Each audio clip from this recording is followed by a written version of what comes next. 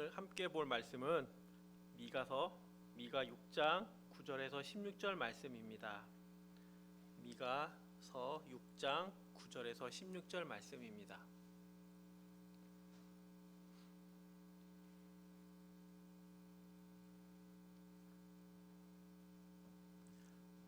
한 절씩 읽도록 하겠습니다. 제가 먼저 미가서 6장 9절을 읽겠습니다. 여호와께서 성읍을 향하여 외쳐 부르시나니 지혜는 주의 이름을 경외함이니라. 너희는 매가 예비되었나니 그것을 정하신 이가 누구인지 들을지니라.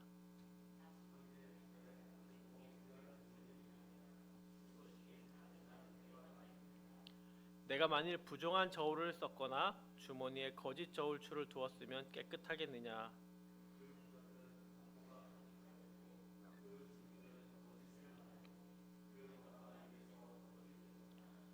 그러므로 나도 너를 쳐서 병들게 하였으며 내 죄로 말미암아 너를 황폐하게 하였나니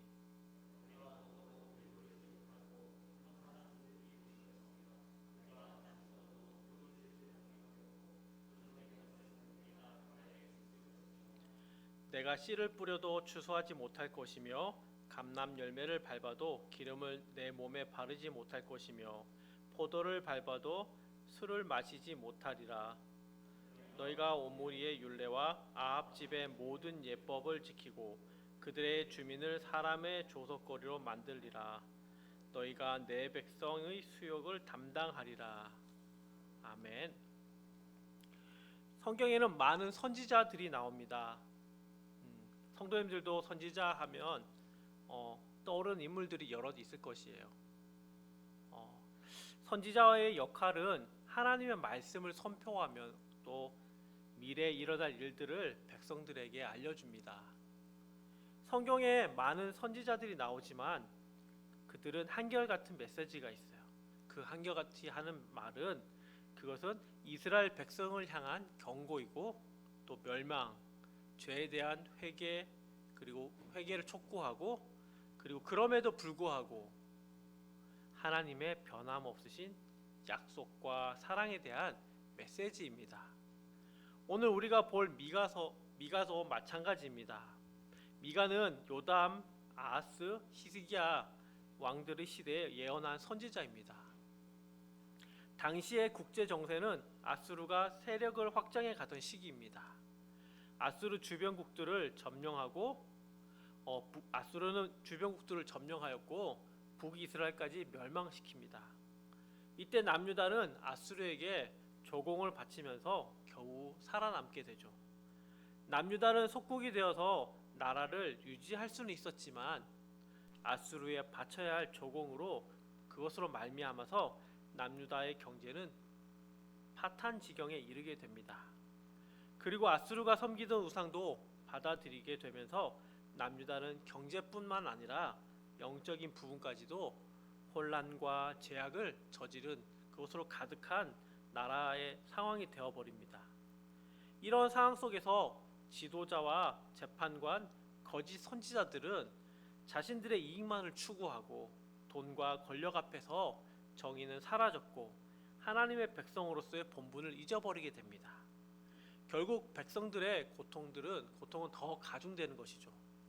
이처럼 미가는 외적으로는 아수르의 침략 위협을 받고 있으며 내적으로는 지도계층의 부패가 극에 달했을 때 북이스라엘과 남유다를 향하여 하나님의 심판을 경고하였고 장래의 메시아의 오심으로 회복될 남유다의 구원에 대한 메시지를 지금 선포하고 있습니다. 미가서의 저자는 미가입니다. 미가라는 이름의 뜻은 무엇일까요? 미가의 뜻은 여호와께서 누구와 비교하겠는가? 누구와 같은 자인가입니다. 이름에서 알 수 있듯이 우리가 믿고 의지할 분이 오직 하나님 한 분임을 이름을 통해서 또 알려주고 계십니다. 오늘 말씀의 중심이 되는 곳은 남유다 예루살렘입니다. 시편 46편 5절 말씀을 한번 보겠습니다. 제가 읽겠습니다. 하나님이 그 성 중에 계심에 성이 흔들리지 아니할 것이라. 새벽에 하나님이 도우시리로다. 이어서 시편 135편 21절 말씀을 보겠는데요. 예루살렘에 계시는 여호와는 시온에서 찬송을 받을지어다. 할렐루야. 아멘.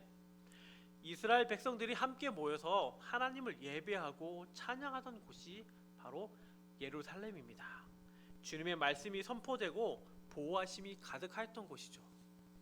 그런데 오늘 말씀에서 세상의 거룩함이 본이 되어야 하고 하나님을 예배하는 백성들이 되어야 하는 이스라엘 백성들 예루살렘은 그것에 대해서 하나님께서 지금 고소하고 계십니다. 하나님께서 이스라엘 백성들의 죄를 고소합니다.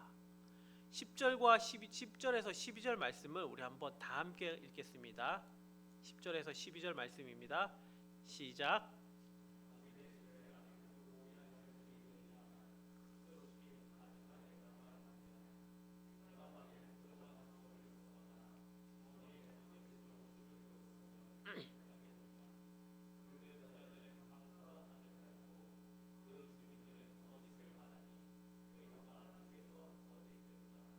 아멘.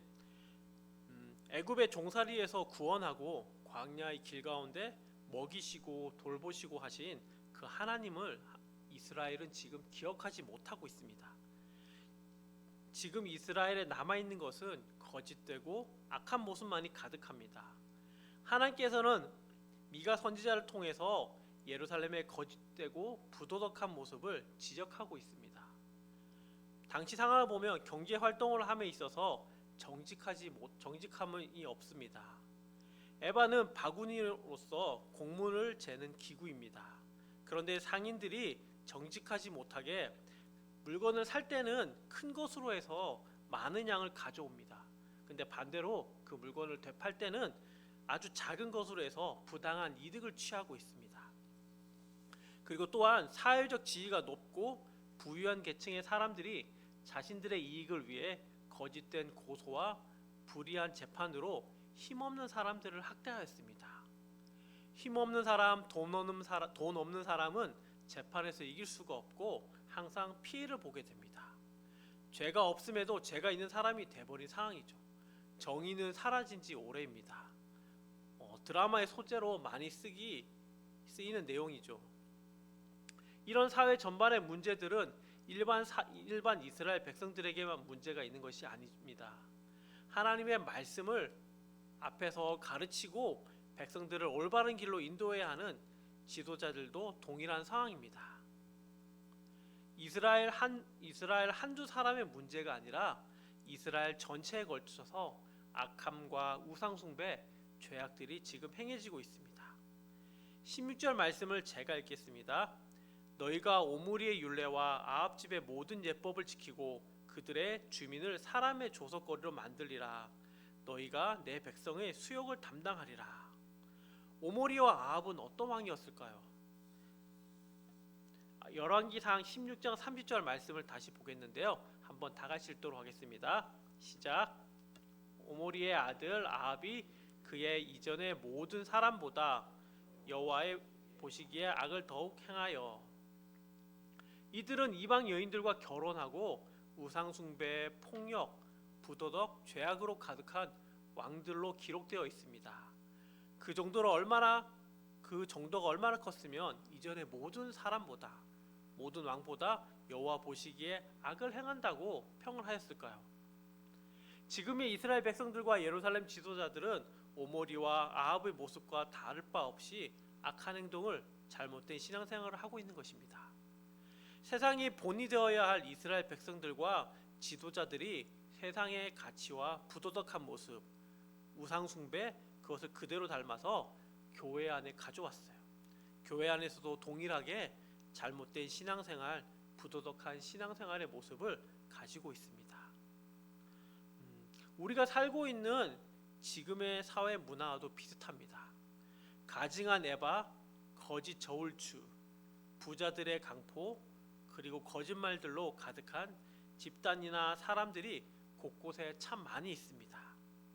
인터넷이나 TV 속에서 TV를 계속 보고 있으면 부도덕하고 바르지 않은 것들을 아주 미화하고 틀리지 않은 것, 그리고 오히려 좋은 것으로 포장되어 보일 때가 많습니다. 너무 자연스럽게 우리 삶 속에서 당연한 것처럼 말이죠.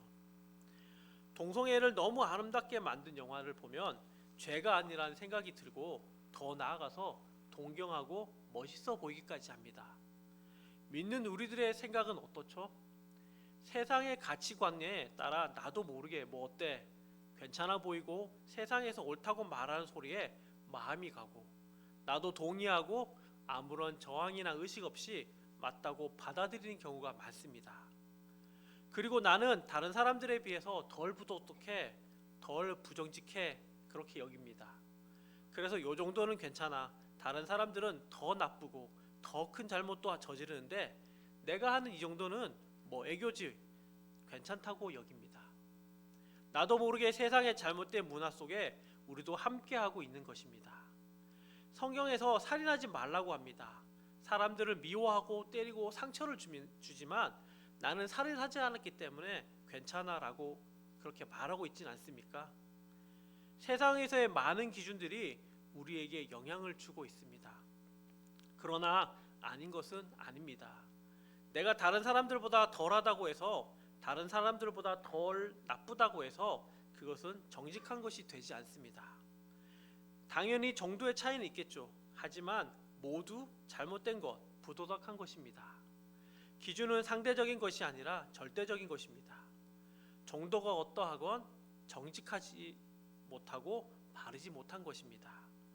그러기에 세상의 가치와 당연시되는 부정직함에도 우리 나 자신을 합리화해서는 안 됩니다. 그리고 나는 그래도 누구누구보다는 조금 덜해. 그래서 그 사람보다 정직한 것 같아. 그러니 괜찮아 라고 하는 식의 비교의식과 영적으로 민감함 없이 긴장감 없이 그냥 신앙생활을 하지 않도록 합시다. 사격에서는 0점 조절을 잘해야 한다고 말합니다. 사격에서 0점 조절을 잘못하면 어떻게 되죠? 아무리 노력해도 원하는 목표물을 정확하게 맞출 수가 없게 됩니다. 신앙생활도 이와 마찬가지입니다. 아무리 내가 주일 예배를 드려도 성가대를 하고 교회 봉사를 한다고 해도 그 기준이 세상의 부도덕한 것들로 맞추어진 사람이라면 그 사람은 진정한 신앙생활이 아니라 종교 활동에 머무르게 됩니다. 우리는 세상의 기준이 아닌 절대적인 진리 되시는 하나님의 말씀에 우리의 가치 기준을 두고 살아가야 합니다. 많은 사람들이 신앙생활을 잘하는 사람에게 주어지는 것이 경건생활이라고 합니다. 그러니까 좀 더 훌륭한 신앙생활을 하는 사람들이 하는 것이 경건생활이라고 말합니다. 그런데 그렇지가 않습니다. 신앙생활 자체가 경건생활이고 경건생활 없는 신앙생활은 본래의 신앙이 아닌 종교활동 정도가 되어버리죠. 경건생활을 하는 사람들이 진정한 신앙생활을 하는 사람들입니다. 주님께서 내 안에서 역사하셔서 말씀으로 우리 삶을 변화시켜 가시는 것을 경험하는 사람들이죠. 경건생활의 핵심은 하나님과 동행하는 삶을 살아가는 것입니다. 주일 예배 때 하나님을 찬양하고 그 나머지 6일간의 시간 동안은 하나님을 잊어버려서는 안 됩니다. 세상에서 믿지 않은 사람들과 똑같이 생각하고 말하고 행동하면 안 되는 것이죠. 우리의 삶에 하나님을 잊어버리고 살아간다면 곧 우리의 신앙 생활에 문제가 발생합니다. 우리의 가치 판단의 기준이 흐려지고 나 중심의 삶, 옳고 그름을 판단하지 못하게 됩니다. 결국에는 이스라엘 백성들처럼 하나님 없는 삶을 살게 되고 하나님이 아닌 다른 세상에서 옳다고 말하는 것들에 끌려다니게 됩니다. 또한 주변을 못 보기에 다른 사람들의 필요와 도움 요청하는 것, 고민들에 아주 무관심하고 둔감하게 되어버립니다. 사랑하는 성도님들, 우리가 경건 생활을 하는 것, 또 바로 하나님과 동행하는 삶입니다. 하나님의 말씀을 읽고 말씀이 주는 힘과 은혜로 하루하루를 살아가는 것이 우리의 해야 되는 경건 생활인 것이죠. 날마다 주시는 하나님의 말씀에 감격하고 감사함으로 하나님과 동행하는 삶을 살아가게 됩니다. 경건 생활은 한 번에 되는 것이 아닙니다. 좋은 습관을 가지고 꾸준히 하나님과 동행하는 것입니다. 작은 습관이 우리를 향한 하나님의 사랑이 더욱 깊이 깨달아가게 되고 믿음을 더욱 견고하게 해가게 됩니다. 삶 속에서 하나님을 기억하면서 성령님의 인도하심을 구하면서 살아가게 되는 것입니다. 아침에 일어나 말씀과 기도의 시간을 가지는 것도 좋은 습관이 됩니다. 하루에 한 절이라도 하나님의 말씀을 외우고 사신다면 그 하루하루가 더 은혜와 감사한 시간임을 경험하게 될 것입니다. 히브리서 4장 12절 말씀을 제가 읽도록 하겠습니다. 하나님의 말씀은 살아있고 활력이 있어 좌우의 날선 어떤 검보다도 예리하여 혼과 영과 및 관절과 골수를 찔러 쪼개기까지 하며 또 마음의 생각과 뜻을 판단하나니. 아멘. 우리가 하나님의 말씀을 묵상하면 묵상할수록 나의 죄인됨, 연약함을 깨닫게 됩니다. 처음에는 나의 힘으로는 도저히 살아갈 수 없음을 체험하고 좌절합니다. 많이 울기도 하고 아파하기도 합니다. 그러나 그 이후에 어떻습니까? 하나님께서 나에게 주시는 은혜, 그 은혜를 말로 표현할 수가 없습니다. 우리는 그러할 때 하나님을 진정으로 인정하고 믿음으로 성령님께서 내 안에 인도하시는 삶을 살아가게 됩니다. 하나님의 우리의 삶의 기준이 되고 하나님께서 우리 삶의 기준이 되고 하나님의 말씀을 묵상함으로 주어지는 은혜들을 모두 경험하시는 그런 성도님들 되시기를 간절히 바랍니다. 이 시간 함께 말씀을 두고 기도하도록 하겠습니다. 날마다 하나님의 말씀을 묵상함으로 하나님이 주시는 은혜 가운데 거하는 우리 모두가 되게, 우리 삶의 기준이 성경 말씀이 되어 흔들림 없이 하나님만 바라보게 우리가 되게 하소서. 이 시간 말씀을 두고 함께 기도하도록 하겠습니다. 날마다 하나님의 말씀을 묵상하는 우리의 삶이 될 수 있도록 주님 인도하여 주십시오. 하나님이 주신 은혜 가운데 우리가 날마다 거할 수 있도록 주님 도와주십시오. 세상에서 주는 기준이 아니라 하나님이 주시는 그 은혜 가운데 날마다 거할 수 있도록 주님 은혜를 더하여 주십시오. 하나님, 세상에서 좋은 소리, 세상에서 무언가 달콤한 유혹 속에 내 삶이, 내 마음이 가지 않게 해주시고 하나님 말씀의 근거가 되어서 내가 그것을 믿음으로 살아가고 날마다 하나님과 동행함으로 감사와 기쁨이 넘치는 내 삶이 될 수 있도록 주님 인도하여 주십시오. 하나님, 연약합니다. 하나님, 유혹에 넘어가고 힘든 때가 너무나 많습니다만 하나님 주시는 그 말씀 가운데 날마다 하나님 주시는 그 말씀으로 내가 하루의 삶을 정말로 기쁨으로 살아갈 수 있도록 도와주십시오. 정말로 하나님 말씀이 살아있고 활력이 있어 좌우의 날선 어떤 검보다도 예리하다고, 그리고 혼과 영과 관절과 골수를 찔러 쪼개기까지 한다, 그리고 마음과 생각과 뜻을 판단한다고 하셨는데 하나님, 내가 그 말씀 가운데 날마다 하나님 앞에 기도하며 나아가는 한 사람 한 사람 될 수 있도록 도와주시고 주님 인도하여 주십시오.